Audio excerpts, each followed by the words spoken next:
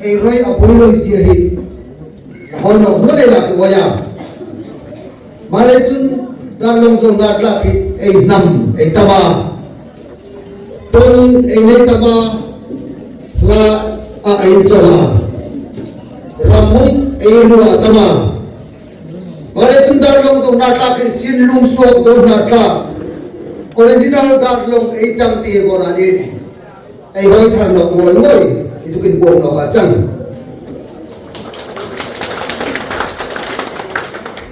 dalong sarkar recognition icham dinga kai ko tu pol adi chin thin loi mok abu tum pu cham kona ni dei lai oma director ni secretary achamain ai kholin jakom pula lehi dalong nam sarkar recognition icham thin le dinga central atama ko khuma apura tama to pari niloi kotia niloi mai ko kuipu achanglin elo me ma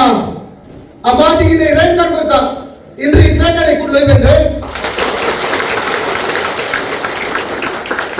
elo dar choi be hi avoi so min thumna changa akum la chun za padi acham sangka sako sumpo pangai dar choi de bang tala sama mari chun ma chu hoi mai lati nang ni gidi hoya ei pori ni dj ai hani ti pek talo unla homai takan dj ti a chak dar long long pata ei po chang dia din hoi ge oi pathian ne lo ton tai nei